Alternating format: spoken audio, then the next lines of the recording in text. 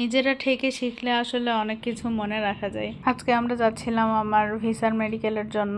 ওর অফিসের একজনের আসার কথা ছিল, আমাদেরকে নিয়ে যাবে, বাট ব্যস্ততার কারণে উনি আসতে পারলো না। এই জন্য ভাবলাম রেডি যেহেতু হয়ে গেছি বাসেই চলে যাই। তো বাসের জন্য ওয়েট করে পরে বাস আসলো না এবং আমরা ট্যাক্সি করে রওনা হয়ে গেলাম। যেহেতু আমাকে মেডিকেল থেকে বাসায় পাঠিয়ে ও আবার অফিসে যাবে, ওর অফিসেরও লেট হয়ে যাচ্ছিল।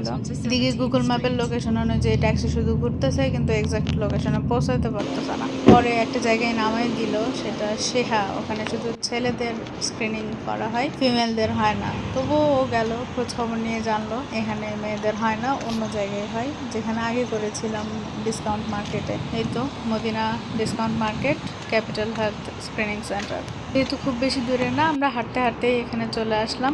গতবারও এখান থেকেই করা হয়েছিল, কিন্তু তখন নামটা ঠিক মতো মনে ছিল না, এর জন্য আসলে এত হ্যাসেল গেল। তো এই তো আমরা এখন যাচ্ছি ক্লিনিকে। দেন রিকোয়ার্ড ডকুমেন্ট ছিল অরিজিনাল পাসপোর্ট, ভিসার একটা কপি এবং স্পন্সরের এমিরেটস আইডি শো করতে হলো। দেন শো করার পরে ওকে একটা ফর্ম পূরণ করতে বললো। ফর্ম নিয়ে ওরা টোকেন দিল। আমি আমার সিরিয়াল নাম্বারের জন্য ওয়েট করছিলাম। দেন নাম্বার আসলে কাউন্টারে যে ওরা ডকুমেন্ট স্ক্যান করে রেজিস্ট্রেশন করে সিগনেচার করতে বললো, এবং রেজিস্ট্রেশন ওই ডেস্কেই একটা ক্যামেরা থাকে, ওইখানে একটা ছবি নিয়ে নিবে। দেন পেমেন্ট নিয়ে ভেতরে পাঠিয়ে দিবে। ফিমেল স্ক্রিনিং 4টা স্টেজে হয়। কনসার্ন ফর্ম পূরণ করে এখানে রেজিস্ট্রেশন করে দেন ভেতরে ব্লাড নেবে এক জায়গায়, আর এক্সরে একদম খুব দ্রুত হয়ে যায়। আর ছেলেদের ক্ষেত্রে আগে এক্সরে করে দেন ব্লাড নেয়।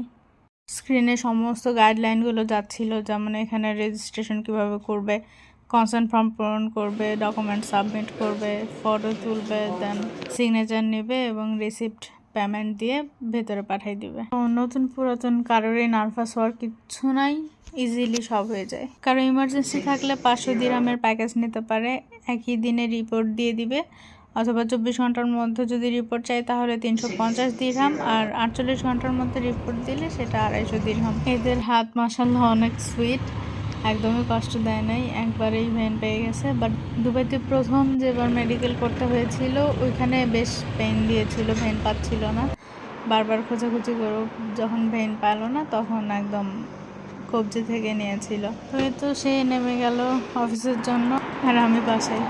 হ্যাঁ, যারা একদমই নতুন ভিসা করতেছে তাদের মেডিকেলের জন্য সাথে নিয়ে আসতে হবে original passport, new entry permit অথবা ভিসার কপি অ্যান্ড ইন্স্যুরেন্স কার্ড।